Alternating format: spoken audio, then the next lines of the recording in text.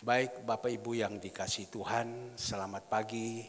Yang mana pagi hari ini sebenarnya saya izinkan kepada Bapak Charles Lewis ya untuk menyampaikan.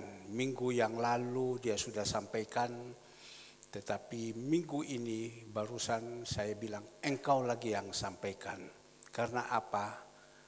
Minggu lalu waktu saya utuskan dia untuk menyampaikan dan dia katakan kepada saya tidak kuat karena jantung saya ini lagi bermasalah dan hari Selasa saya akan pasang ring. Ya, saya akan pasang ring. Ternyata Bapak Ibu, hari Senin dia masuk dan hari Selasa dia di kateter dan rencana dokter sudah siap untuk pasang ring karena hasil dari pemeriksaan di rumah sakit Jakarta dan di Surabaya dia mengalami kebuntuan 63% sekian buntu di dalam pembuluh darah. Tapi pada waktu dia menyampaikan, waktu dia di kateter ternyata hasil semua itu pembuluh darah itu bersih. Tidak ada apa-apa. Semua. Dokter kaget. Loh, kok tidak ada apa-apa? Jadi tidak jadi dipasang dan di situ selesai dia ditangani semua, dia sudah sini baik. Dia telepon saya sore dan dia katakan kepada saya, Pak, puji Tuhan. Istrinya yang telepon senang sekali, puji Tuhan. Saya sudah diperiksa di Jakarta, sudah diperiksa di Surabaya dan harus pasang ring. Tapi ternyata pada waktu hari Selasa, hari Minggu saya khotbah di sini, hari Selasa ternyata kedapatan semua ini bagus, jantung saya itu bagus.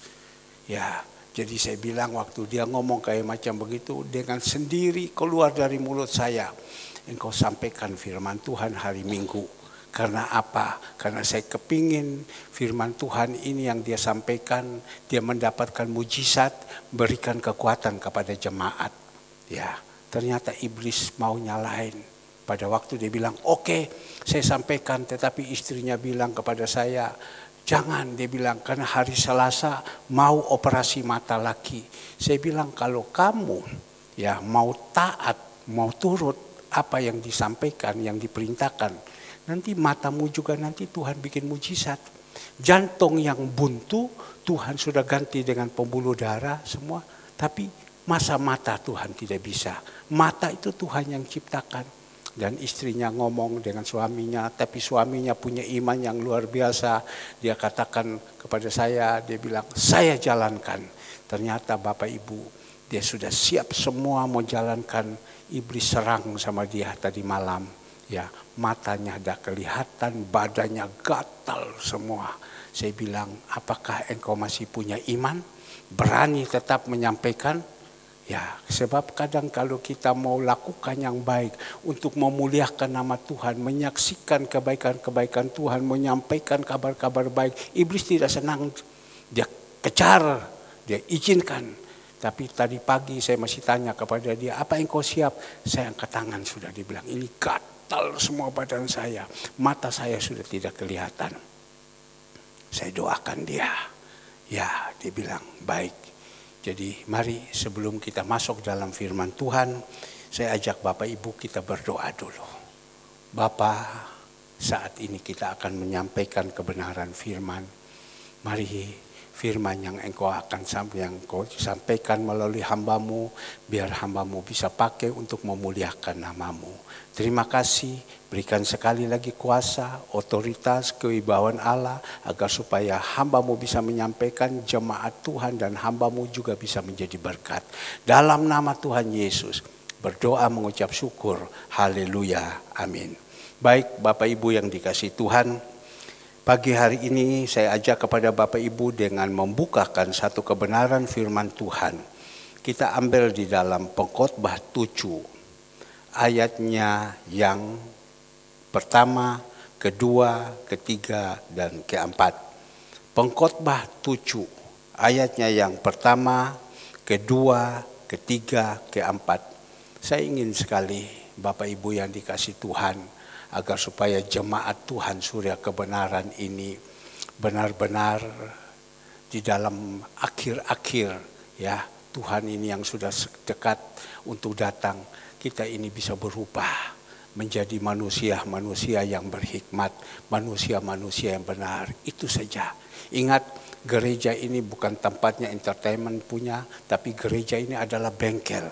Kita percaya Tuhan, kita masuk di dalam ini, kita dirubahkan. Karena di dalam 2 Korintus 5 ayat 17, tolong dikeluarkan. 2 Korintus 5 ayat 17, kita di dalam Tuhan, kalau kita sudah percaya Tuhan, kita harus tinggalkan. Kehidupan-kehidupan kita yang lama ini harus kita tinggalkan. Jangan sampai kita masih piara kehidupan-kehidupan kita yang lama. Sifat-sifat kita yang lama, untuk apa? Kita ikut Tuhan, tapi kehidupan kita yang lama masih tetap kita pegang. Tidak ada gunanya. Dan ingat, kita tidak akan menerima janji-janji Tuhan. Bahkan surga yang kekal itu tidak kita miliki. Kita melihat di sini, tolong dikeluarkan. Ya, di dalam 2 Korintus 5 ayat 17, tolong yang bagian atur di belakang. Ya, 2 Korintus 5 ayat 17, bukan ini. Ya, jadi siapa yang ada di dalam Kristus, ia adalah ciptaan baru.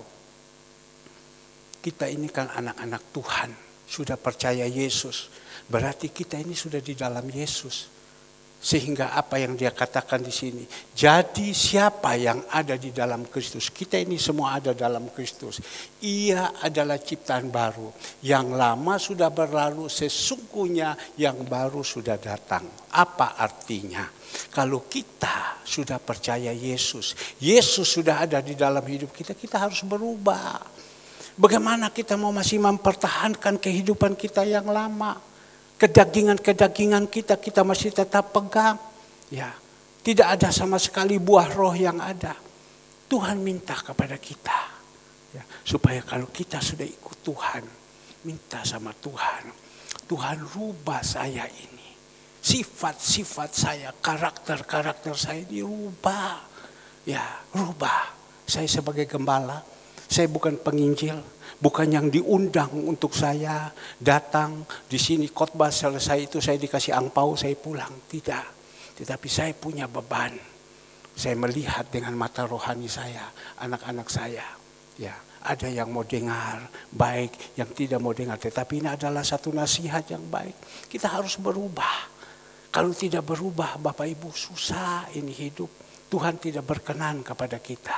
Maka itu mari, ya, hidup yang lama, saya ingat dulu kehidupan saya yang lama, suka minum, suka rokok, suka berzina, suka segala-galanya semua saya jalankan. Tapi oleh kasih karunia Tuhan, pada waktu saya terima Tuhan, Tuhan izinkan saya ada di dalam satu lembah yang terdalam. Di situ Tuhan izinkan dan mau tidak mau saya harus lepas itu.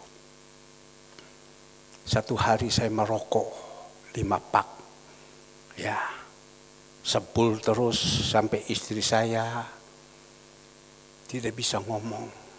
Saya minum, tapi tidak sampai mabok. Ya, seminggu sekali mabok.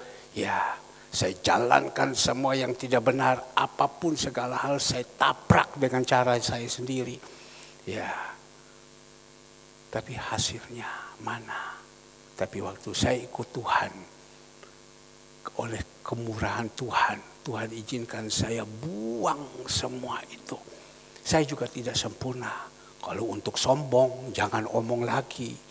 Ya, zaman dulu siapa yang naik mobil Mercy? Di garasi saya 2 buah Mercy. Ada. Di garasi saya ada Honda Accord, di garasi saya ada Wonder, di garasi saya ada mobil Kijang, ada berapa biji. Siapa yang mau lawan sombong? Tidak ada sombongnya saya. Memang, karena kita merasakan kita milik, kita sombong.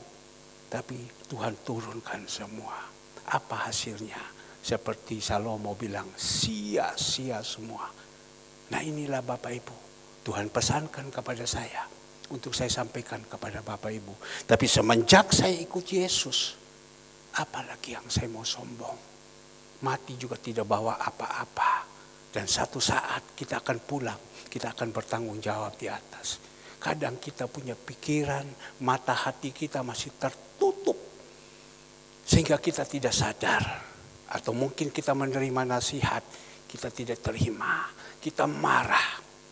Tapi saya bersyukur, saya bisa mengucap syukur kepada Tuhan. Seberapa yang Tuhan berikan, saya bisa terima, saya bisa terima. Tapi saya melihat ada teman-teman saya, atau mungkin orang di sekelilingi saya, ya, mereka sudah ikut Tuhan. Tidak ada satu perubahan, kedagingannya masih tetap keras, kesombongan masih tetap ada, dan mereka jatuh. Saya dulu seperti itu, saya jatuh ditimpa tangga lagi. Jangan, tidak enak, ya, tidak enak. Tapi sudahlah, mari saat ini kita mendengar firman Tuhan, apa yang Tuhan pesankan kepada saya. Jangan sampai kita jatuh. Kalau kita sudah jatuh, tidak enak, ya.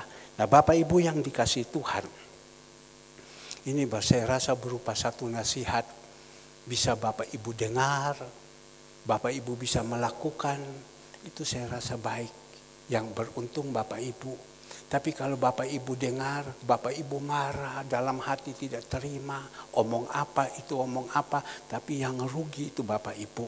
Ya, saya hanya sebagai gembala, hanya bisa saya sampaikan. Nah, saat ini mari kita belajar di dalam satu kebenaran firman Tuhan. Diambil di dalam Pengkhotbah 7, ya, tentang hikmat yang benar. Hikmat yang benar disampaikan, yang berkhotbah adalah Raja Salomo. Raja Salomo kita tahu adalah anak daripada Raja Daud. Pada waktu Raja Daud akan meninggalkan dunia yang fana, dia panggil anaknya Salomo. Kita lihat di dalam 1 Raja-Raja 2 ayat yang pertama. Ya, kita lihat dalam 1 Raja-Raja 2 ayat yang pertama. Dikatakan di sini ayat 1 Raja-Raja 2 ayat pertama, pesan Daud yang terakhir sebelum meninggal. Ketika saat kematian Daud mendekat, ia berpesan kepada Salomo anaknya, aku ini akan menempuh jalan segala yang fana. Maka kuatkanlah hatimu dan berlakulah seperti laki-laki. 2, lakukanlah kewajibanmu dengan setia terhadap Tuhan Allahmu, dengan hidup menurut jalan yang ditunjukkannya, dan dengan tetap mengikuti segala ketetapan perintah, peraturan, dan ketentuannya, seperti yang tertulis dalam hukum Musa, supaya engkau beruntung dalam segala yang kau lakukan dan dalam segala yang kau tuju. Pesan dari seorang bapak, Raja Daud. Dia katakan, saya akan meninggalkan dunia yang fana ini. Dia ngomong, tinggal di dunia ini fana. Saya akan tinggalkan semua. Dia pesan kepada anaknya, Salomo, ya, engkau lanjutkan memimpin bangsa yang besar ini. Tetapi ada syaratnya. Engkau apa? Engkau harus setia. Lakukan kebenaran firman. Apa yang ditentukan oleh Allah, lakukan dengan setia, lakukan dengan setia. Dan Raja Daud pesan, nantilah kamu lihat, kamu akan menjadi orang yang berhasil dan beruntung. Tentu kita semua jadi anak-anak Tuhan kepingin supaya kita itu berhasil dan beruntung. Mana ada orang tua, ya, yang tidak mau anak-anaknya berhasil beruntung? Ya, kita mau. Coba kita lihat tadi yang membagikan makanan, kasih orang-orang di sana. Ini mereka susah semua. Apakah kita orang tua mau anak-anak kita seperti ini? Tetapi Raja Daud, Musa, dia pesan sebelum mereka meninggalkan supaya anak-anaknya, ya, dan juga Musa pesan kepada Yosua, lakukan semua yang baik, lakukan semua yang setia. Ya, itu namanya orang tua. Bapa di surga juga begitu. Ya, pesankan kepada kita, anak-anak, agar supaya kita melakukan semua dengan setia. Jalankan apa yang Tuhan pesan. Nah, Bapak Ibu yang dikasihi Tuhan, dan kita melihat pada waktu dia pesan kepada Salomo, Salomo jalankan. Berawal, jalankan semua dengan setia. Dia tidak minta kaya. Dia tidak minta dihormati. Dia tidak minta panjang umur. Tapi dia hanya minta satu. Jangan kau berikan sama saya terlalu miskin. Jangan juga kau berikan saya terlalu kaya. Tapi saya hanya minta apa? Minta hikmat. Saya hanya minta apa? Minta hikmat. Amsal 1 ayatnya yang ke-7. Apa itu hikmat? Supaya takut akan Tuhan. Saya tidak minta apa-apa, saya hanya minta hikmat. Ya, supaya apa? Takut akan Tuhan. Orang kalau sudah takut akan Tuhan bisa membedakan mana yang baik, mana yang jahat. Kita kalau mau cari jodoh, jangan cari yang bilang, wah saya cari orang kaya, orang kaya, orang kaya. Jangan. Cari yang takut akan Tuhan. Kalau dia sudah mendapatkan Tuhan, dia dapat segala-galanya. Jangan kalau seumpama kita mau minta, kita minta ikan. Tidak, minta kailnya. Kalau kita minta ikan, kita dapat ikan, kita makan. Ya, habis, selesai. Tapi kalau kita dapat kailnya, kita dapat pancingnya, itu bisa dapat. Teman saya, Pak Herman, nanti beberapa hari lagi ya, ada ikan Napoleon. Saya kasih lu ya, lu coba ya ikan Napoleon. Dia hanya kasih sama saya ikan Napoleon. Habis itu selesai saya makan habis. Karena dia yang kasih. Tapi kalau Tuhan yang kasih, Napoleon itu tidak pernah stop. Jalan terus. Seperti kita sekarang ini. Ya, di gudang. Jalan terus. Beras itu jalan terus. Jalan terus. Zaman sekarang mana ada seperti ini. Ya. Di dalam freezer, ikan jalan terus, jalan terus. Kalau manusia yang kasih stop 1 kali saja, 2 kali saja. Tapi kalau Tuhan yang kasih terus, hampir tahun yang ke-5 kita jalankan ini. Tapi tidak pernah stop, ada terus, ada terus. Nah ini yang kita mau.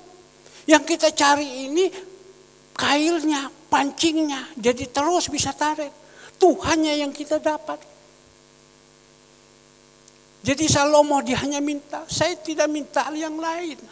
Kalau kau kasih sama saya miskin, saya juga nanti mempermalukan engkau. Kemana-mana minta-minta, kemana-mana minta-minta. Kau kasih sama saya kaya, saya jadi sombong. Benar.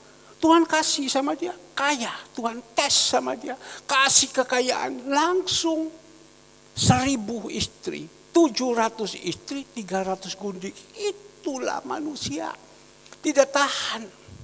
Maka itu orang bilang OKB, orang kaya baru, jalan paling susah. Orang kaya baru itu paling susah.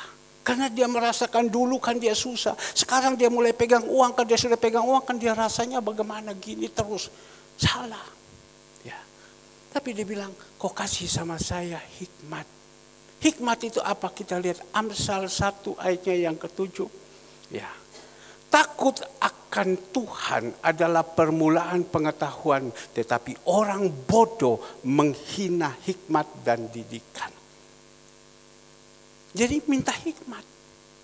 Nah sekarang kita belajar tentang apa? Hikmat yang benar dan hikmat yang bodoh. Nah Bapak Ibu yang dikasihi Tuhan, kita melihat di sini. Ada 2 hikmat. Hikmat yang benar daripada Tuhan dan hikmat daripada dunia. Kalau hikmat yang benar kita belajar Bapak Ibu. Ya, dia takut akan Tuhan. Dia bisa memecahkan semua itu masalah. Ada masalah-masalah yang dihadapi. Dia bisa berharap sama Tuhan. Tuhan berikan hikmat. Saya mendengar jemaat Tuhan mengatakan, saya mendapatkan hikmat. Saya mendapatkan hikmat. Apakah hikmat itu dari Tuhan? Kalau hikmat dari Tuhan bagus. Seperti contoh. Salomo mengalami satu persoalan. Kedua ibu datang kepada dia. Tuan Raja, ini anak saya diambil sama ibu ini. Ya. Tapi ibu ini bilang, tidak Tuan Raja, ini anak saya. Bertengkarlah mereka. Ya Salomo bagaimana untuk cara? Kalau zaman sekarang ini, oke, begitu cek DNA. ini anaknya siapa. Zaman dulu tidak ada. Tapi kita melihat karena hikmat daripada Tuhan. Dia mengalami persoalan masalah. Tuhan kasih sama Salomo. Salomo, kau kasih tahu ini ibu-ibu ini dua. Mana anaknya? Taruh di atas meja. Mau diapakan? Sudah perintahkan anak buah. Ambil berang. Kalau orang timur sana bilang ambil parang. Ya, saya ingat dulu Bapak Kris Jami punya parang itu bagus. Untuk pohon potong kelapa. Saya minta sama dia tidak kasih. Ya sudah, untuk potong kelapa dia bilang, Bapak saya sudah bawa pulang. Daripada Bapak minta, ini pohon parang saya tidak kasih. Ternyata saya ingat Bapak Agus yang kasih sama saya parang. Terima kasih untuk potong kelapa. Ambil kelapa. Kelapa lagi. Ambil itu anak, taruh di atas meja. Nah pada waktu taruh di atas meja, maunya apa ini? Tentu yang punya anak tanya, mau apa ini Bapak Raja? Ya, kita bagi dua. Yang satu, yang bawah ini Kesia punya, yang satu Devina punya. Kan dua orang ini berampas. Ya sudah, siapa punya anak? Devina atau punya Kesia? Ya. Tapi saya percaya seorang ibu, dia yang melahirkan, dia tahu ini anak, dia sayang betul-betul. Tinggal bisa tahu siapa punya. Devina punya anak atau Kesia punya anak. Ternyata waktu taruh di situ, bagaimana Devina? Devina bilang, jangan. Ya, Raja Salomo sudah tahu. Oh ya, dia sudah bilang jangan. Bagaimana Kesia? Yes, setuju saya. Sudah ambil satu keputusan. Ya, ambil satu keputusan. Keputusannya apa? Oh, yang punya ini Devina. Karena Devina bilang, jangan, sudah biarkan saja kasih sudah sama Kesia. Jangan kau belah anak saya. Jangan kau potong anak saya. Karena dia yang melahirkan. 9 bulan 10 hari ada di dalam perut. Ya sebenarnya saya harus ngomong Atalia yang baru melahirkan. Kalau Devina kan belum tahu. Ya, tapi di sini kita melihat ini hikmat yang begitu luar biasa. Untuk apa? Memecahkan suatu masalah. Sekarang kita jadi anak-anak Tuhan. Mengalami setiap hari persoalan masalah. Mengalami setiap hari persoalan masalah. Bagaimana cara memecahnya? Bagaimana cara kita menghadapi? Mengandalkan kekuatan capek. Tapi kalau kita mengandalkan Tuhan kan lain. Kita harapkan Tuhan yang kasih hikmat begini jalan keluarnya. Bapak Ibu percaya? Tadi baru Bapak Ibu melihat video ini, ya, jalan ke tahun yang kelima. Ya, Bapak Ibu percaya? Apakah pakai kekuatan jalankan ini? Tidak bisa. Ini kalau bukan dari Tuhan, tidak bisa. Ini semua dari Tuhan. Kalau bukan dari Tuhan, tidak mungkin. Mengandalkan kekuatan, stop. Saya ingat 5 tahun yang lalu. Pada waktu saya lakukan ini, saya punya sepupu, dia ada di Jakarta. Boleh dikatakan konglomerat. Dia satu umur dengan saya, ya. Dulu main sama-sama, dia tinggal di Jakarta dan dia mulai berusaha di sana dan disitulah nasib dia. Ya, nasib dia dan dia jadi berkat kaya. Cuma sayang, akhirnya kaya, sombongnya ampun. Ampun, padahal Tuhan bilang aku benci orang sombong. Sombongnya ampun. Dan pada waktu itu saya lakukan makan ini dan dia lihat saya kasih makan, dia juga. Dia kasih makan. Dan dia kasih makan satu kali 1000 orang dengan kumpul teman-teman yang sekian banyak. Dan di situ dia share langsung semua. Udah lama. Dia hanya kasih seminggu sekali. 1 bulan stop, sudah tidak ada lagi. Tapi kita ini, dia dengan dana yang begitu banyak. Saya ini dana tidak ada, hanya 5 roti 2 ikan. Tidak ada juga 5 roti 2 ikan. Tapi bisa berjalan terus sampai sekarang ini. Bagaimana kita bisa menghadapi? Apakah tidak punya persoalan? Apapun dia tidak punya masalah? Ada. Tetapi kita minta sama Tuhan. Hikmat Tuhan, bagaimana saya harus memecahkan masalah. Ya. Dukungan dari mana? Coba, Kalau gereja yang besar mungkin 1.000, 2.000 orang. Bahkan yang ada di situ jemaat-jemaat Laodikia yang kaya-kaya. Semua mereka berlomba-lomba untuk berikan. Oke. Tapi kalau kita bagaimana? Barusan Bapak Charles khotbah selesai dan saya saksikan. Kau lihat ini. Persembahan ini hanya sekian. Belum saya berikan tukang masak, dia goyang kepala. Bagaimana engkau harus hidup ini? Bukti saya bilang, saya hidup. Apakah engkau melihat saya kekurangan? Tidak. Karena apa? Karena Tuhan. Maka itu ada hikmat yang benar dan hikmat yang salah. Tapi kalau seumpama hikmat yang salah, hikmat dunia, saya juga pernah mengalami. Ya, pada waktu saya bekerja, saya waktu itu tidak takut Tuhan. Tapi saya Kristen. Saya jemaat. Ya. Tapi saya tidak takut sama Tuhan. Waktu saya menghadapi teman saya kirimkan barang sama saya. Saya lihat ini untung segalanya semua, tak potong sama saya. Ya. Ini punya orang kirim sama saya potong sama saya. Apakah itu hikmat? Itu orang dunia. Dia mendapatkan segala sesuatu dengan cara apapun dia lakukan. Saya potong sama saya. Dan saya ambil, saya dapat. Sampai teman saya bilang, Herman, kenapa engkau mentolo? Ini kan punya saya kirim sama kamu. Kenapa engkau potong langsung seperti ini? Nah itulah orang dunia. Ya, apa itu yang dikatakan hikmat? Kalau kita suka potong orang punya sini, potong orang sana punya, potong orang sini punya. Apa dikatakan hikmat? Tidak. Kalau hikmat daripada Tuhan, segala persoalan, masalah yang kita hadapi, kita datang tersungkur di bawah kaki Tuhan. Itu hikmat yang benar. Minta sama Tuhan jalan keluar apa. Itu yang paling benar. Maka itu mari, kalau kita mau hikmat yang benar ini di dalam Amsal 1 ayat 7, kita minta sama Tuhan supaya hidup kita ini takut akan Tuhan. Kalau kita sudah takut akan Tuhan, kita pasti tidak berani mau melakukan apa saja. Takut, karena takut sama Tuhan. Kalau saya sampai melanggar, Tuhan angkatkan pagar ini, hancur saya. Mohon maaf. Dulu gereja kita masih ada di Perak Timur sana. AC-nya rusak. Pada waktu AC-nya rusak, saya panggil tukang AC. Tukang AC datang, dia bikin betul, dia ambil rokok, dia isap di muka saya, dia isap di muka saya. Pada waktu dia isap di muka saya rokok itu, dia tanya sama saya, apakah Bapak tidak suka merokok? Wah, kamu satu hari berapa pak? Ya 1 pak. Kecil kamu, saya ini 5 pak satu hari. Tapi kenapa sekarang bisa berhenti merokok? Saya takut. Berani saya isap, habis sudah kehidupan saya. Apa salah merokok? Ya memang Tuhan bilang kita sudah tebus dengan darah. Dan Tuhan menebus kita. Kenapa kita kotori lagi? Berani saya lakukan, habis. Jadi saya tidak mau. Tidak, saya takut sama Tuhan.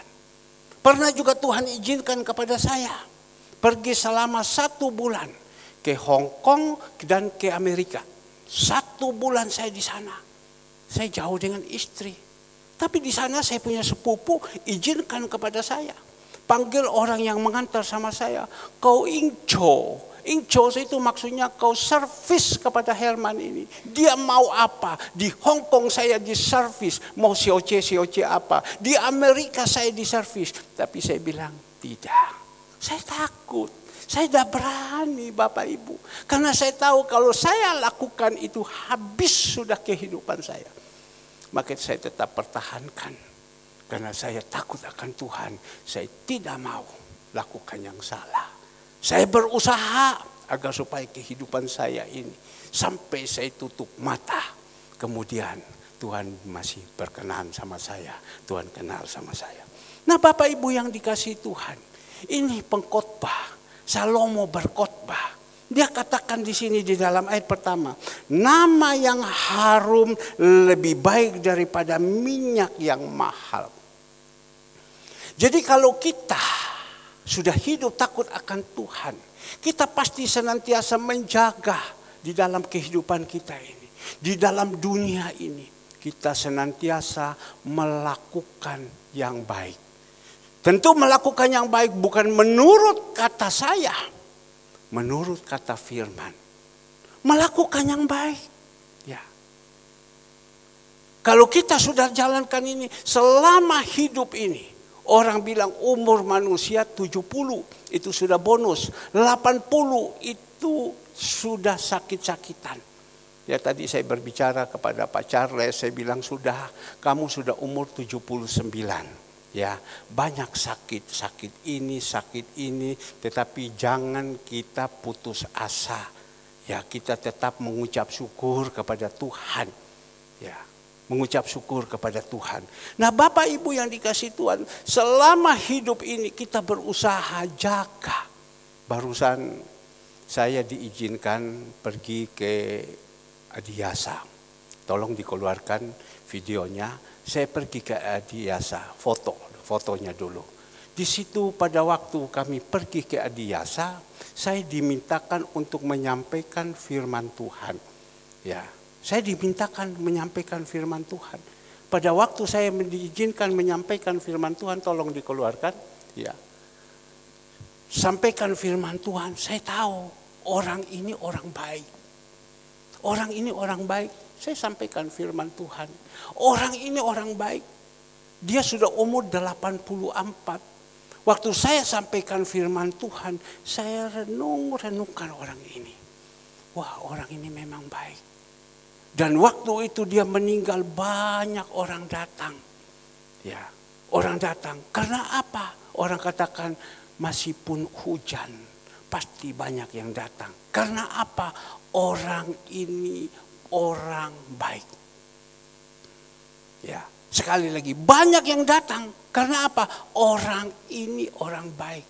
Meninggalkan nama yang harum. Dan kemarin waktu dia penguburan disampaikan bahwa orang ini murah hati. Orang ini suka menolong orang. Orang ini tidak pernah menyusahkan orang. Orang ini baik. Orang ini rendah hati. Orang ini tidak sombong. Ya, ada nama baik. Orang ini tidak pernah menyusahkan orang. Nah, inilah Bapak Ibu dikatakan di sini. Ya, nama yang harum lebih baik daripada minyak yang mahal. Kenapa dia bisa berkata minyak yang mahal? Di sana itu, di Israel sana ada minyak orang jual. Saya teringat tadi saya duduk di sini. Berapa tahun yang lalu saya pergi ke Israel dengan Bapak Toga Sirait, Ibu Bapak Tony Siburian, dan juga Ibu Siburian, dan juga dari Jakarta sama-sama kita pergi ke Israel. Pada waktu itu saya yang memimpin mereka untuk pergi. Dan saya baptiskan mereka di Israel. Pada waktu itu dari Yerusalem kita pergi ke Mesir. Dan pada waktu itu dari guide mengatakan, Bapak Pendeta tidak usah beli ya. Kita akan masuk di satu toko, ini ada jual minyak narwastu. Ya, ini minyak mahal. Bapak jangan beli, Bapak diam saja, nanti Bapak dikasih sama pemilik tokonya. Oh ya, baik. Sudah, Pak Sirait masuk dengan ibu, langsung mereka beli. Zaman dulu saya tidak salah $250. $250 zaman dulu itu dolar masih Rp2.000. Sekarang mungkin sudah 17.000, berapa uang saya tidak tahu. Tapi waktu itu masih Rp2.000. $250 berarti 500.000. Ya, 2.000 bukan 500, 5 juta mungkin. Ya. Tapi waktu itu mahal sekali. Ibu Sirait beli, semua mereka beli bawa pulang. Itu minyak narwastu. Pada waktu pulang, saya dipanggil masuk ke dalam. Waktu dipanggil masuk ke dalam, saya dikasihkan, Pak, sudah dibungkus dalam kotak, dikasihkan minyak narwastu yang pakai Ibu Gembala. Saya tidak pernah pakai. Dia pakai gosok sini, ya sudah tahun ketemu tahun, ya habis. Lebih mahal daripada minyak narwastu. Bayangkan $250, $2.000 berapa? Kali-kali sendiri. Nah Bapak Ibu yang dikasih Tuhan, orang katakan, wih mahal sekali ya ini minyak narwastu. Tapi Tuhan bilang, nambah baik. Ya, jadi orang yang barusan ini meninggal, dia meninggalkan nama yang baik, mulai dari tutup peti sampai penguburan. Begitu banyak orang datang, penuh, bludek di sana. Ya, karena apa? Orang katakan dia orang baik. Pada waktu saya pergi mau sampaikan firman, ditanya hujan, saya bilang ini gimana hujan besar, dan orang itu tidak apa-apa, pasti banyak yang datang karena dia orang yang baik. Ya, karena apa? Dia orang yang baik. Maka itu mari Bapak Ibu, semasa kita hidup di dunia, ya kita berbuat yang baik supaya ada nama sedikit. Orang mengenal kita, oh ini Tata Renhausin, orang ini baik. Ya, jangan sampai orang bilang, oh jahat, orang ini tidak benar, orang ini perusak, ini orang pemecah dan lain-lain, orang ini sombong. Jangan. Ya, kita berusaha bagaimana caranya. Kemarin saya didatangi seseorang yang ngomong kepada saya, Pak, kami ini sebenarnya gajinya saya sudah tinggi, ya, tetapi hidup ini tidak cukup, Pak. Gaji ini sudah tinggi, Pak, tapi hidup ini tidak cukup. Tapi untung dari perusahaan kita kasih kepada kita supaya boleh bon. Bon apa? Beras untuk makan. Ya, jadi kita ini harus 1 bulan itu bon 2 kali beras. Kalau tidak cukup, tapi habis terima gaji ya habis sudah. Ya. Kalau Bapak bisa tolong, Pak, kami susah. Sekarang semua ini bisa tolong. Ya sudah, saya pikir tidak apa-apa. Saya telepon kepada saudara Andre, bawakan sekian banyak beras. Bawakan kasih sama mereka. Mereka ngomong apa? Terima kasih Pak, terima kasih Pak, terima kasih. Kita berbuat yang baik. Karena saya tahu itu bukan dari saya. Tetapi dari Tuhan untuk saya menjadi penjambung tangan. Ya, kasih kepada mereka. Kalau kita berbuat yang baik, orang juga pasti senang kepada kita. Saya melihat ada beberapa anak-anak kita yang ada di sini. Kalau seumpama kamu lakukan ini, ya, kamu lakukan ini, ya.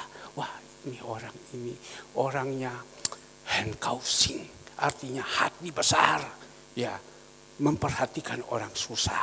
Tapi ada orang juga tidak bisa. Memang itu kan manusia.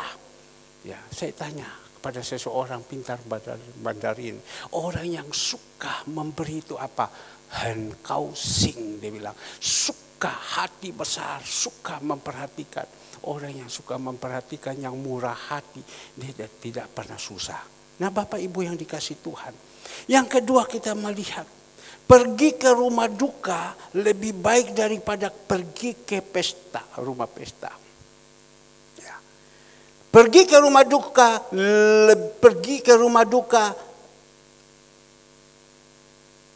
lebih baik daripada pergi ke rumah pesta. Karena di rumah dukalah kesudahan setiap manusia. Hendaklah orang hidup memperhatikan.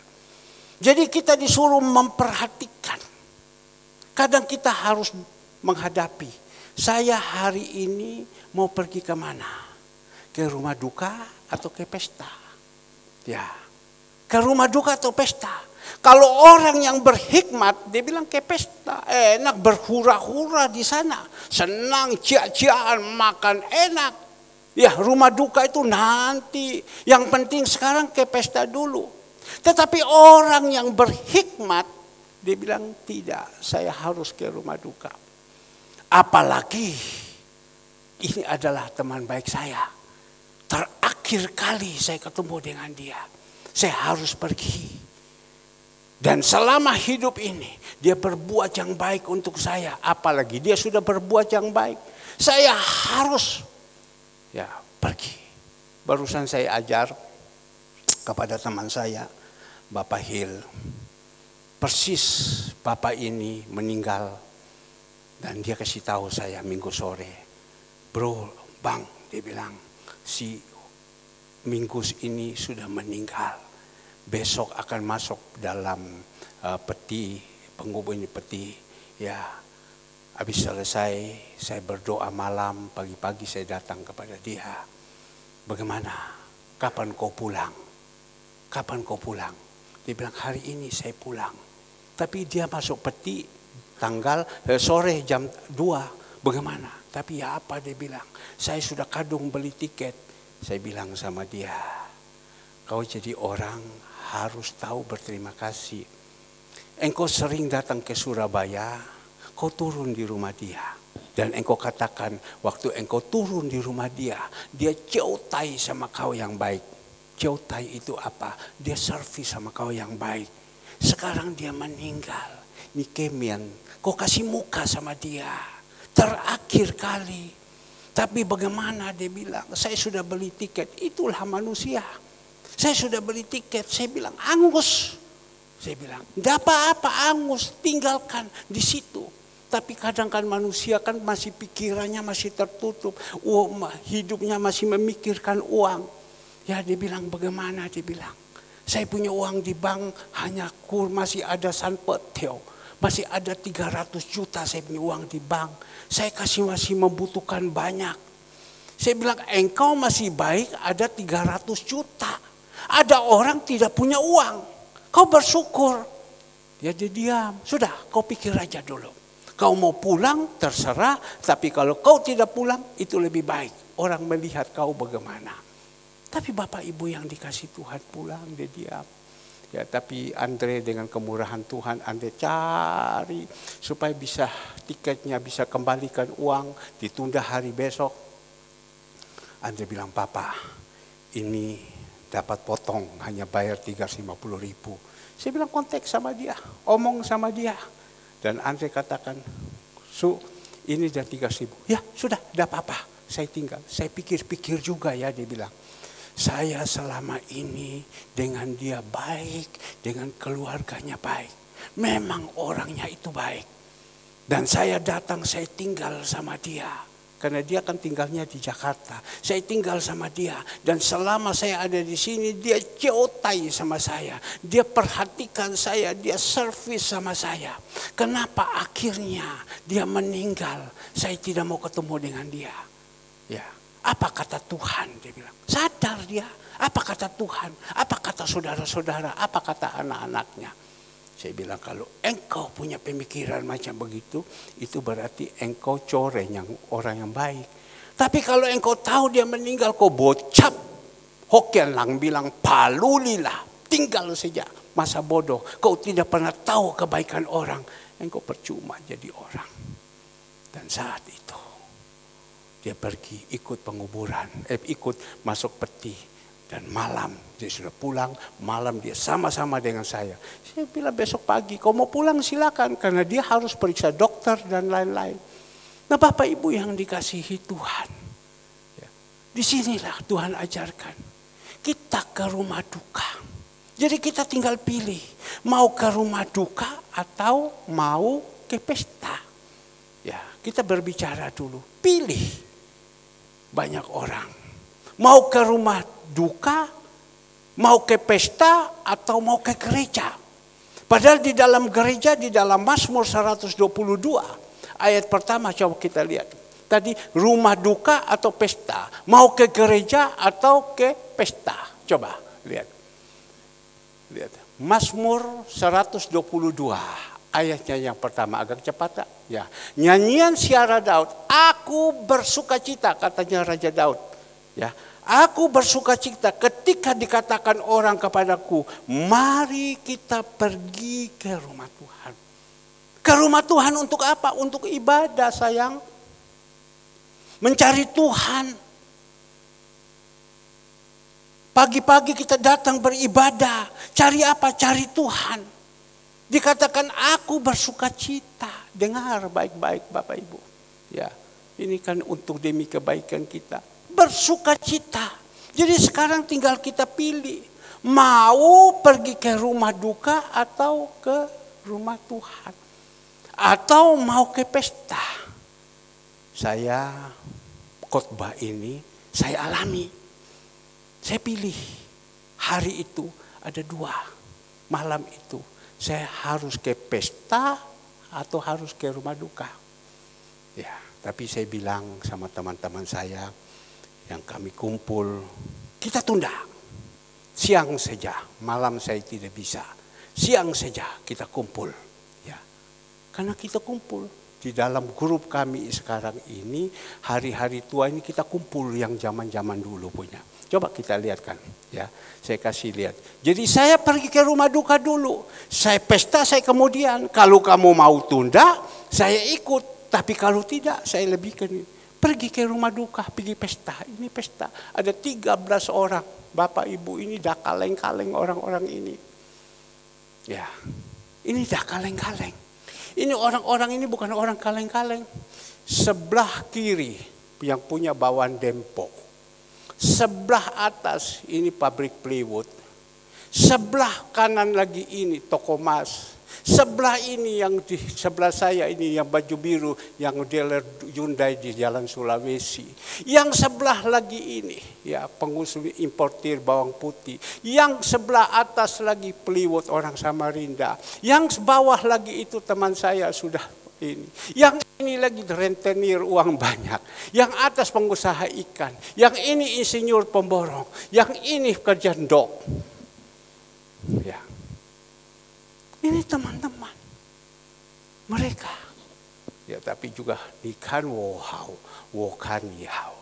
Engkau lihat saya senang, saya lihat kau senang. Kalau sudah korek, ya utang juga ember. Ya pusing, lebih baik kita. Saya tadi pagi saya pikir-pikir ya, saya ini punya hutang apa tidak. Saya hitung. Saya punya utang. Utang saya 10 juta. Ya, saya bilang Tuhan, saya punya hutang Tuhan 10 juta yang belum saya selesaikan. Karena banyak sekali tanggungan. Saya minta sama Tuhan. Saya punya utang 10 juta Tuhan. Ya.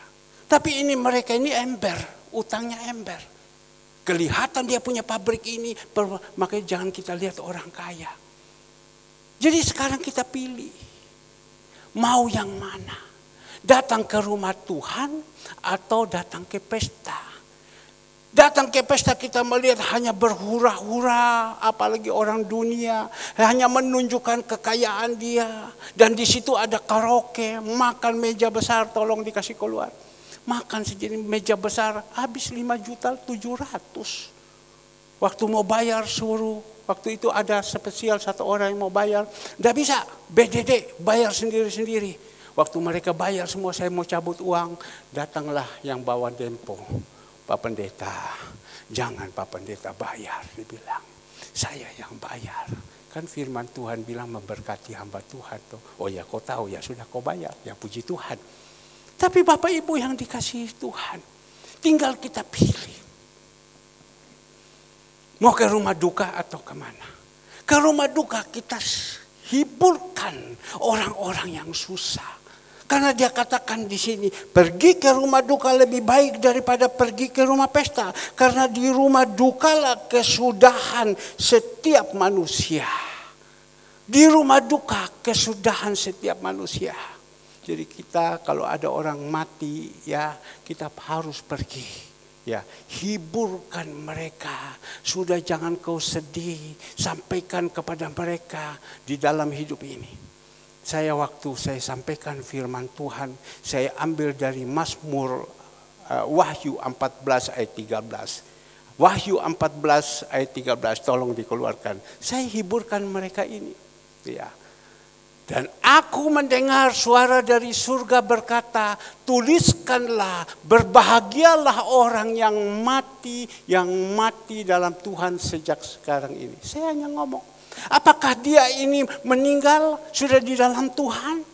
Apakah dia meninggal dia sudah lahir baru? Dan orang katakan, wah orang ini baik. Baik dia bilang. Tidak pernah menyusahkan orang rendah hati. Ya, orang yang suka memberi, suka memperhatikan orang lain, tidak pernah menyusahkan. Ini, apakah dia mati di dalam Tuhan? Kalau orang di dalam Tuhan, ya, dia hidup dalam kebenaran dan pasti berbahagia. Tapi kalau dia di dalam Tuhan, tapi hidupnya masih penuh dengan dosa. Di sana tipu, sini tipu. Sana dosa, sini dosa. Sana perempuan, sini perempuan. Sana ini mabuk, sini mabuk. Ini kan tidak benar. Tapi dia katakan di sini, yang mati di dalam Tuhan sejak sekarang ini, sungguh kata Roh, supaya mereka boleh beristirahat dari jerih lelah mereka, karena segala perbuatan mereka menyertai mereka. Karena segala perbuatan mereka menyertai mereka. Bagaimana Bapak Ibu dan saya di dalam hidup ini, Bapak Ibu buat apa dulu? Di dalam 1 minggu ini Bapak Ibu buat apa dulu? Apa yang Bapak Ibu buat untuk Tuhan? Menyenangkan hati Tuhan. Perbuatan apa yang Bapak Ibu lakukan? Seperti yang saya katakan yang meninggal ini. Saya melihat waktu penguburan, begitu banyak. Banyak sekali yang datang. Mereka bilang dia ini orang baik, dia orang baik. Saya introspeksi diri saya. Kalau saya meninggal, apakah? Sekali lagi, kalau saya meninggal, apakah saya banyak melakukan yang baik, orang senang datang sama saya atau tidak? Saya juga takut pada waktu Andre menikah. Ya, pada waktu Andre menikah, saya takut. Kenapa saya takut? Saya undang ini orang-orang ini datang apa tidak? Jangan sampai saya melakukan yang salah, saya undang orang-orang ini dan bilang orang jahat itu, tidak usah pergi. Tidak usah pergi. Sehingga pesta pada waktu itu tidak ada orang datang. Saya takut. Saya takut, benar-benar saya takut. Karena saya tidak bisa mengukur diri saya. Tapi Tuhan yang mengukur. Tuhan yang pegang hati. Dan pada waktu Andre menikah, saya jujur, saya takut. Jujur, ya ini bagaimana? Mereka bukan melihat Andre, mereka melihat saya bapaknya. Tapi di situ saya melihat Bapak Ibu yang tahu waktu itu datang bagaimana. Nah Bapak Ibu yang dikasih Tuhan, sama juga kita. Kalau nanti kita berbuat yang baik, hidup ini menyertai di atas, bagaimana dalam kehidupan kita? Apakah kita pulang ini kita bawa rapot apa tidak? Saya senantiasa berkata kepada Bapak Ibu, apakah bawa rapot apa tidak? Rapot apa? Rapotnya merah atau rapotnya hitam? Nah Bapak Ibu yang dikasih Tuhan, coba kita renungkan baik-baik. Ya, kita pulang nanti bawa rapot atau tidak? Atau tidak ada sama sekali? Tuhan bilang, malaikat coba kau lihat.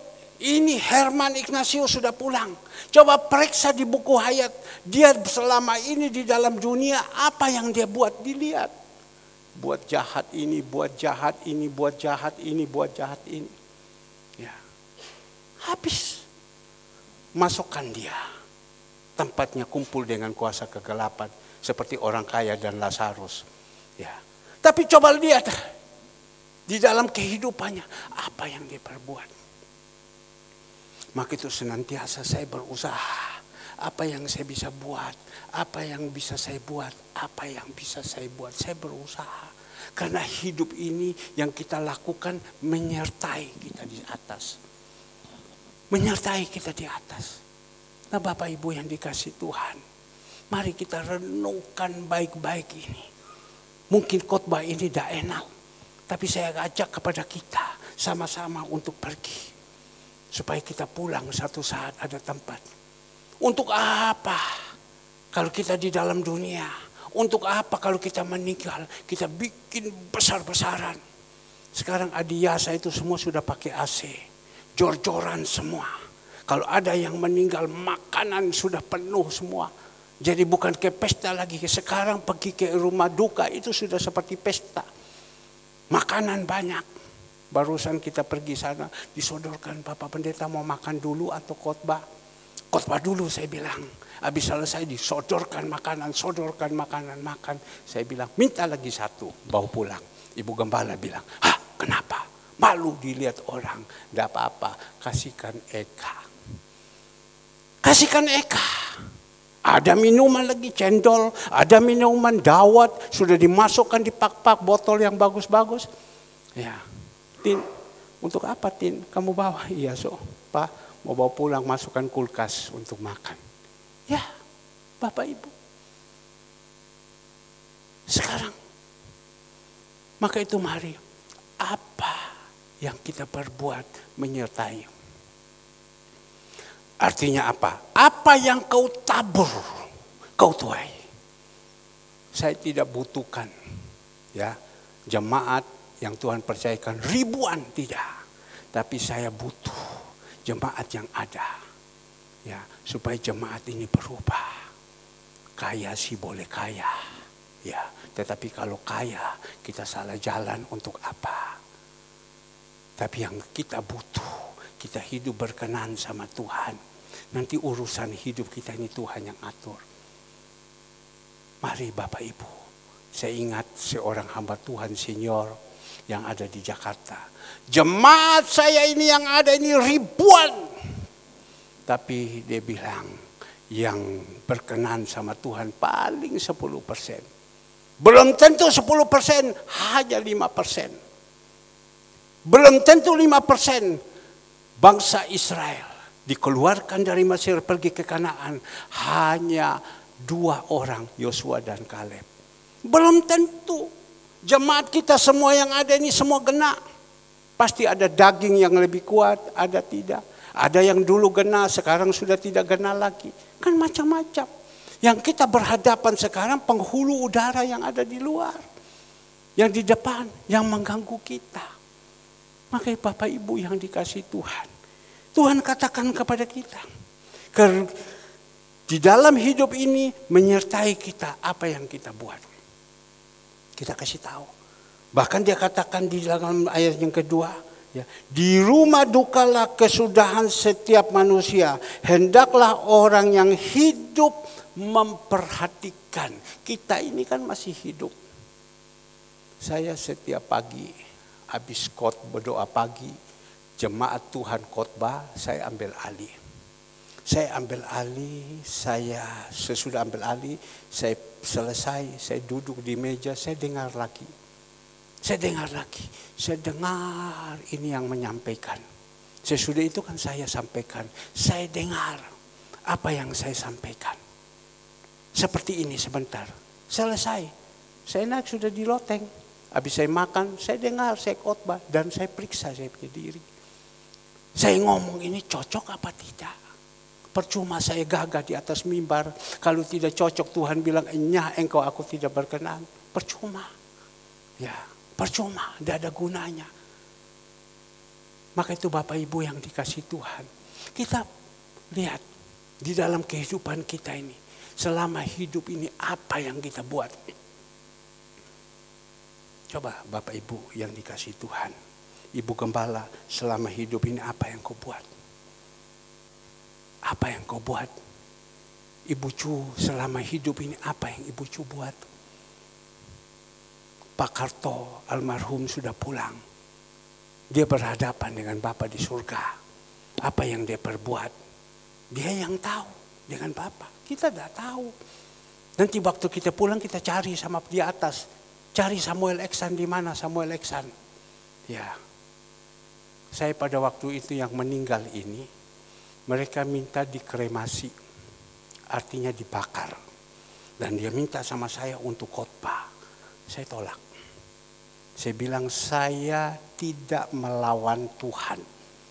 Sebab firman Tuhan mengatakan pada waktu Tuhan Yesus datang, kubur orang yang percaya itu pecah dan ikut pengangkatan. Ya.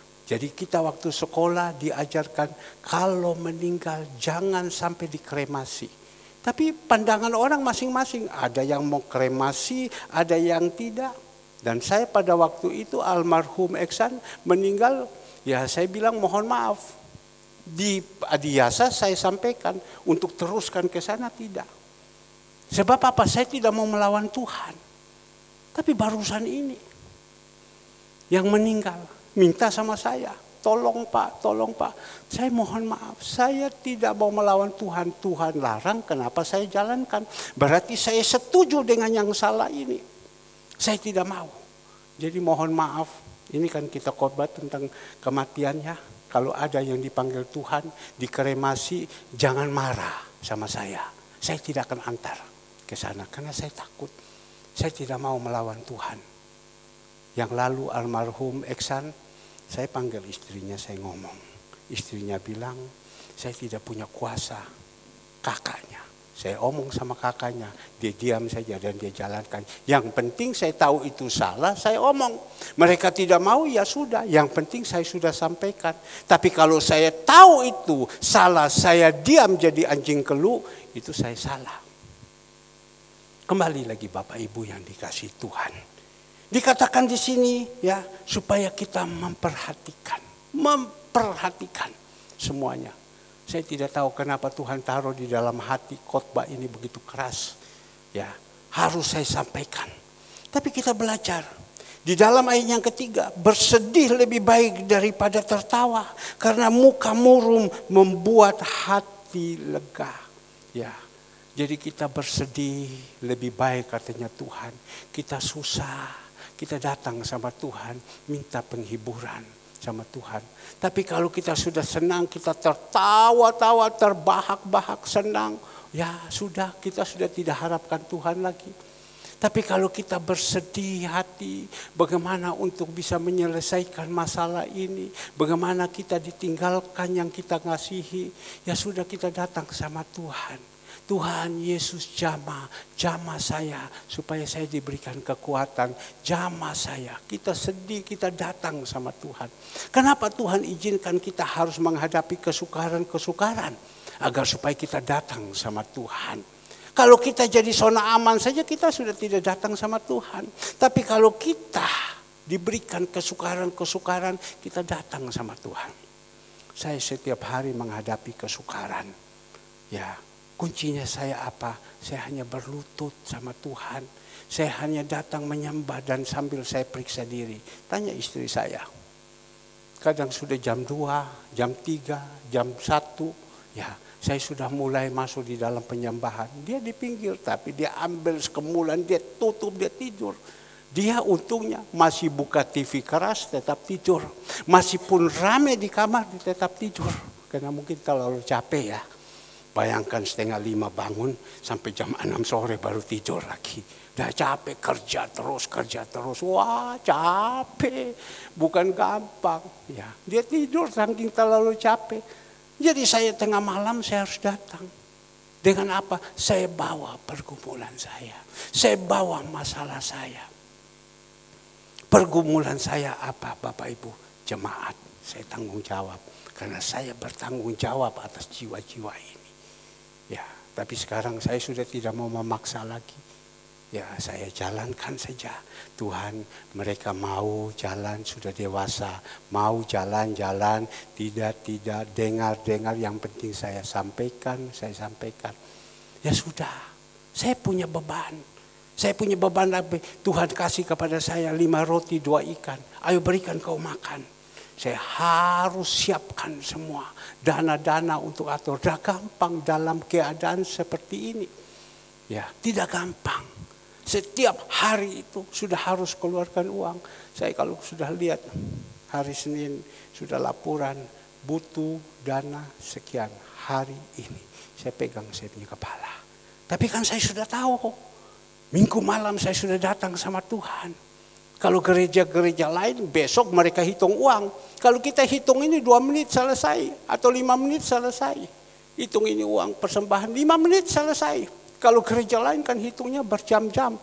Saya pernah dengar dulu ada gereja pakai mesin hitung bawa datang. Kalau kita 5 menit. Tidak usah 5 menit, 3 menit aja saya kumpul hitung selesai. Ya, sudah tidak ada yang dilihat lagi. Jadi saya harus berdoa sama Tuhan. Saya datang tersungkur di bawah kaki Tuhan. Saya ucap syukur kepada Tuhan. Ya, saya harus berdoa. Ada jemaat-jemaat yang punya masalah, segala saya tetap bawa dalam doa. Saya bawa di dalam doa. kepada mereka, Tuhan tolong. Kadang doa pagi saya melihat ada jemaat yang sakit, mereka tidak datang sama Tuhan, mereka pakai ngandalkan apa? Kamu sakit, ini kamu datang sama Tuhan, cari dia adalah sumber. Banyak pergumulan saya. Ya. Kalau bukan Tuhan, tidak mungkin. Jadi saya harapkan ini hidup sama Tuhan. Dari mana? Tidak ada.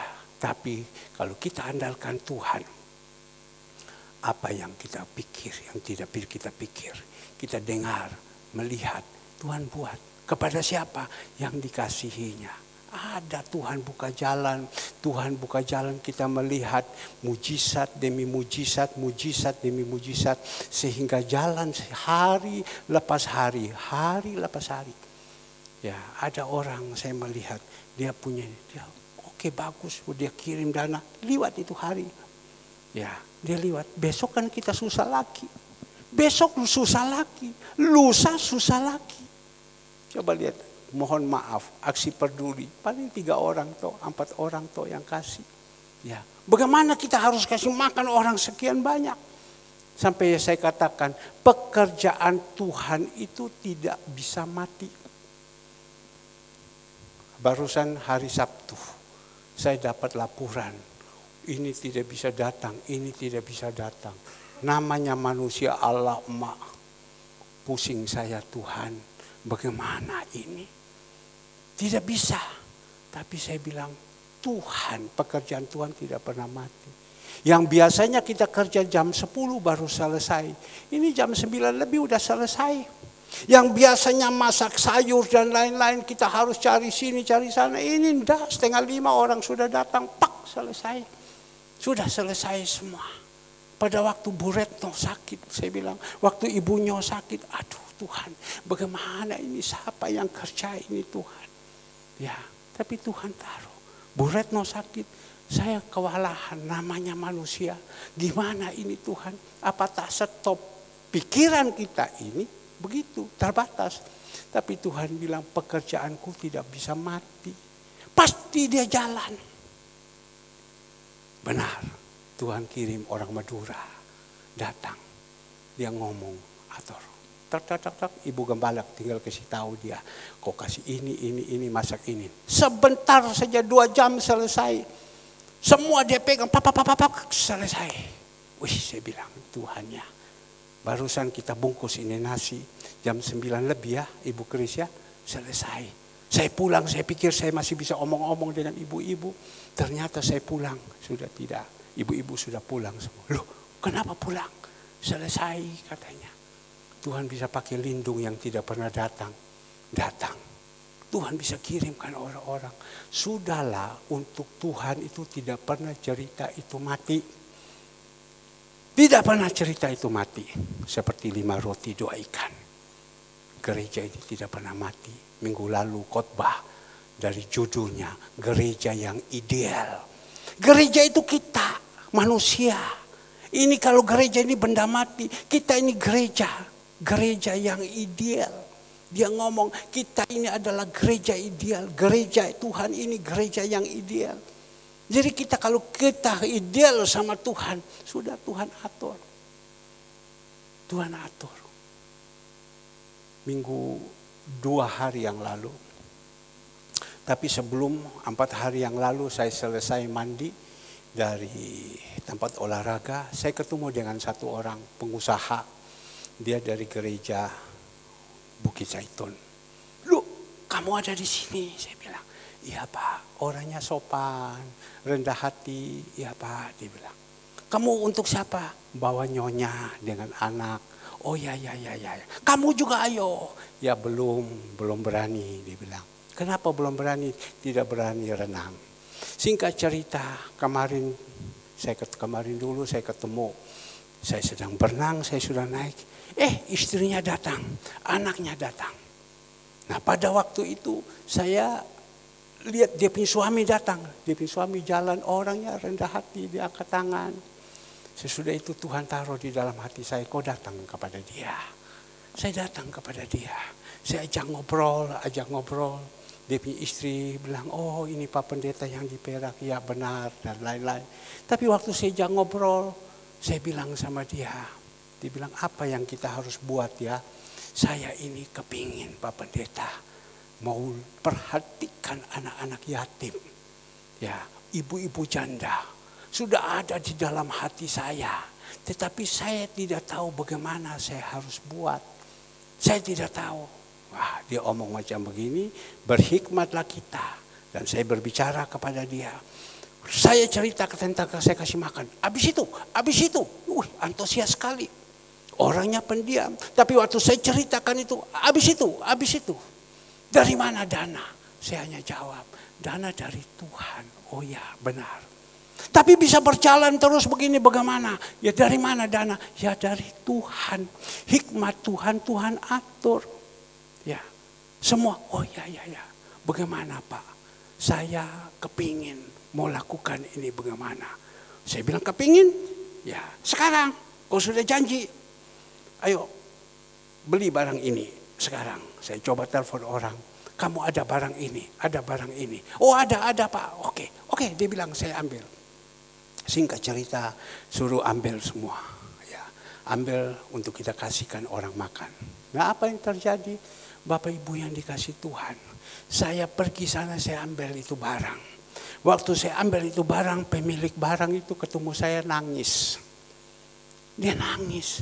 Loh, saya bilang kenapa kamu nangis? Dia bilang Pak, saya ini tadi pagi baru berdoa dengan istri saya. Tuhan ini barang saya belum laku Tuhan. Saya minta Tuhan kau kirim. Kalau nanti tidak laku lah busuk gimana Tuhan. Tolong Tuhan saya minta. Tuhan tambahkan ini. Tuhan itu baik. Dia bilang. Ya saya bilang Tuhan itu baik. Kalau kita berdoa sama Tuhan. Apalagi kita hidup di dalam kebenaran. Tuhan pasti dengar saya bilang. Kamu lihat saya bilang, Yakobus 1 ayatnya ke-16. Coba kita lihat. Yakobus 1 ayatnya yang ke-16. Yakobus 1 ayatnya ke-16, tolong. Ya. Ke-16. Saudara-saudara yang kukasihi, jangan sesat. Lanjut. Yakobus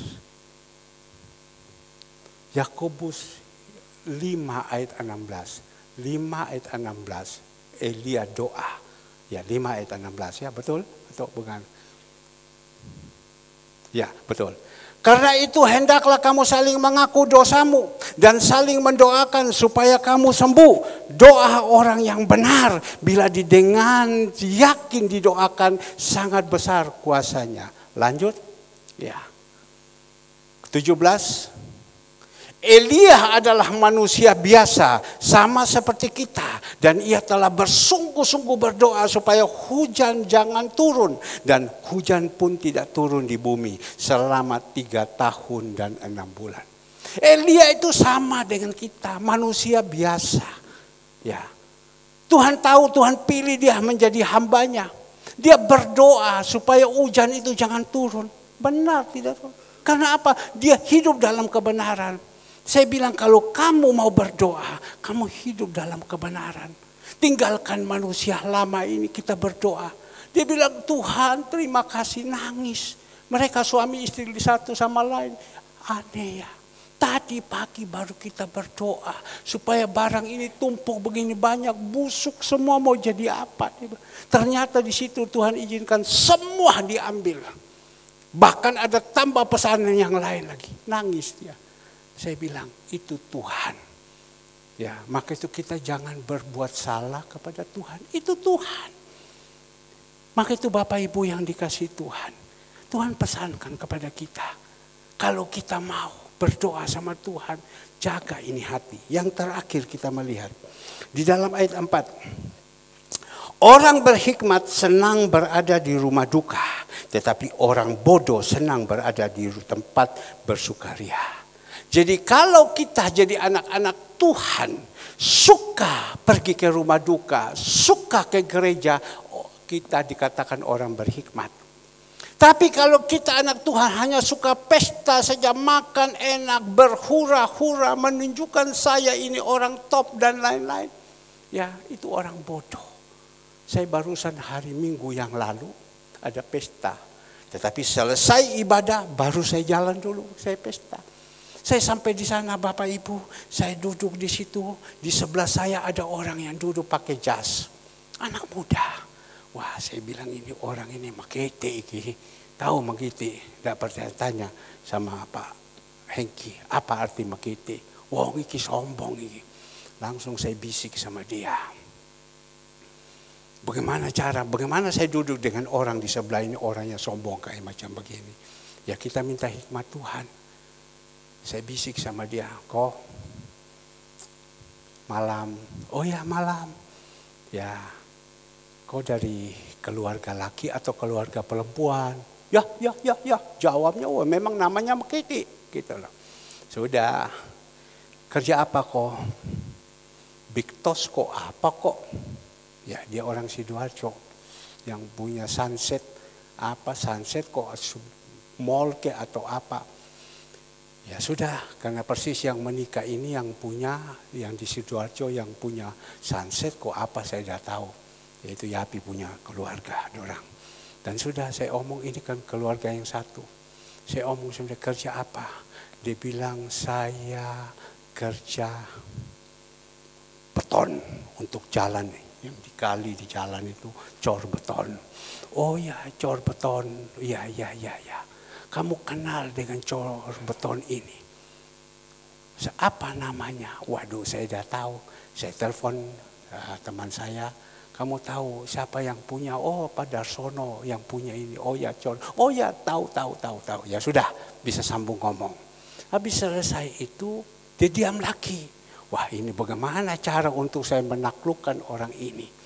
Saya bilang kok ini memang sekarang kakak saya lagi mungkin 1-2 hari ini mereka ada ke Jakarta mau teken kontrak. Ya kalau jadi ya saya bilang ini ada mau kerja ini proyek anggaran 60 miliar. Nanti kalau siumpama dapat ini saya bisa berbicara sama kamu ya. Tentang ini cor-cor ini buat beton ini kayak macam begini. Ya, untuk selokan punya semua. Ini anggaran 60 miliar itu. Dia sambut sama saya dengan bagus. Ya, manusia ada semut, ada gula. Ini bisa saya berhubungan dengan kamu. Wah, langsung saya makan diambil sama dia segala semua pertamanya Makiti. Dah nganggap, tapi pada waktu saya ngomong sama dia tentang itu hikmat Tuhan. Bagaimana kalau ini pekerjaan sukses dapat? Bisakah saya suruh hubungan dengan kamu? Oh silakan. Langsung jangan ngomong kasih nomor telepon sama saya. Dia punya perusahaan nama Big Tos ke Big Boss ke apa. Cash isi sendiri. Saya sudah tahu ini. Dikasih saya punya HP Kesia yang tanya sama dia. Nah Bapak Ibu yang dikasih Tuhan. Orang kalau pergi ke rumah duka. Tuhan katanya orang berhikmat senang berada di rumah duka. Tetapi orang bodoh senang berada di rumah tempat bersukaria. Jadi kita ini kalau pesta kita dahulukan ya Tuhan kita tinggalkan, kita ini orang bodoh katanya. Tapi kalau pesta ya kita nomor 2kan, kita atur boleh pesta. Ya maka itu Andre menikah kita buatkan hari Jumat. Supaya jangan ganggu. Hari Jumat kita buat. Karena apa? Kita punya guru ajarkan kepada kita. Jangan kita buat hari Sabtu. Besok orang sudah tidak mau ibadah lagi. Bikin hari Jumat. Dan hari Jumat, hari Sabtu sudah bisa beribadah. Senin sudah bisa, Minggu sudah bisa beribadah. Jadi saya rasa sekian ya. Sudah selesai, inilah firman Tuhan yang Tuhan percayakan saya untuk menyampaikan kepada Bapak Ibu. Banyak ya saudara-saudara kita yang sakit, doakan mereka. Tadi pagi saudara Alek bilang, Om saya tidak bisa datang, saya tidak kuat Om. Saya usahakan sore, saya mau paksa untuk datang, saya tidak mampu. Padahal Pak Charles juga, saya mau datang, saya mau paksa tidak bisa. Tapi puji Tuhan, saya berpikir Pak Yapi sudah angkat tangan, sakit sini, sakit sana. Tapi dia bilang, Om saya tetap datang. Ya, oh ya puji Tuhan. Tapi datang, dia minta Grab, sekarang dia tidak mau bawa mobil. Dia minta Grab, yang datang Grab sepeda motor. Dia bilang kalau kau suruh saya naik sepeda motor. Dari Manyar pergi ke Tanjung Torowitan, tulang-tulang saya copot semua. Jadi naik Grab mobil. Ternyata Grab mobil bohong sama dia lagi. Yang bayarnya 50.000 dibikin putar jadi 100.000. Dia bilang saya marah. Ini supir, saya bilang tidak boleh. Anggap engkau mempersembahkan orang ini. Dia juga susah, cuma dibicara dapat uang hikmat dunia. Sudah, itu orang dunia biarkan saja. Oke, pemusik Singar kita akhiri sudah ya. Nanti sore ada ibadah yang kedua kali. Ayo saya undang Bapak Ibu, mari kita lebih baik datang ke rumah Tuhan. Ya, kalau ada orang duka datang ke rumah duka, tapi datang ke rumah Tuhan duluan, baru kita pergi cari Tuhan. Carilah dahulu kerajaan Allah dan kebenaran, semua akan ditambahkan.